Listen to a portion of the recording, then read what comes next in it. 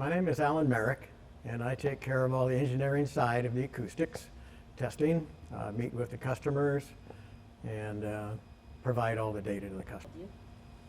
Well, Maryland Sound's been in business about 22 years. We've been doing acoustic testing all the time. They started out as a sound company and then split off for the direct field acoustic testing.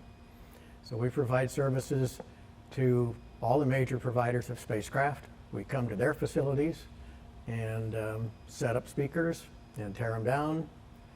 Generally, most setups are a day of setup, a day of a simulator test, a day of testing, and a day to pack out. So the big advantage is that we only take the spacecraft for one day.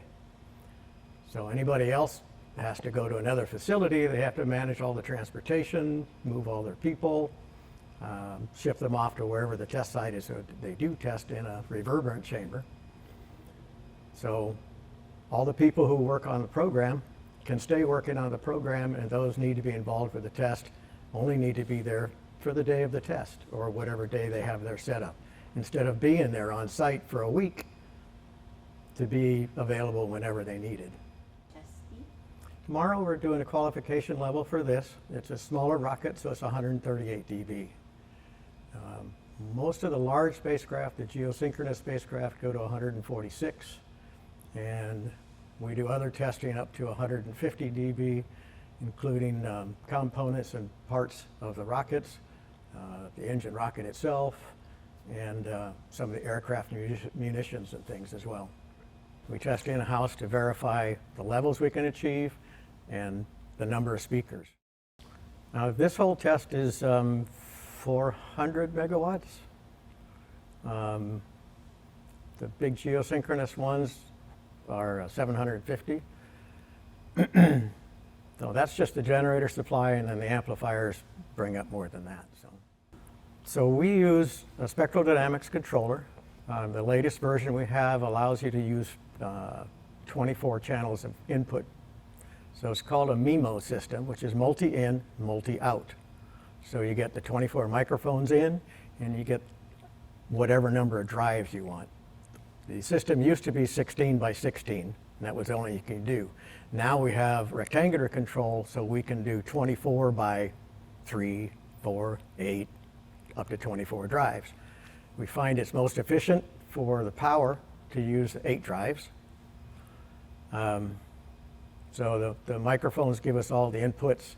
We scatter them about randomly. If you do them symmetrically, you find that you wind up in the same nodes around the circle. And so you wind up having places where the spacecraft is not excited in some frequency bands and overexcited in others. So by randomizing them, you get a more uniform field. So this is a structural test model. The reason we do a structural test model is to get an idea of how it reacts and how we can correlate it back to the engineering. That way, once you validate a model, then your engineering can go forward with the actual structures, and you have an idea that you'll be close to having the actual levels and stresses that you'll see in the final product. So this is a very important stage. Not all companies get to do it. It's a very expensive process. In my experience, once you get a certain bus qualified, then they'll generally accept the engineering models and go ahead and do a full production with the basis of a knowledge of one that was done in a series. Most companies will build a chassis, basically a bus they call it, and repeat that bus and put whatever extra pieces you want on it, whatever extensions and heights you need, all that. But the engineering is all based on a structural test model like this.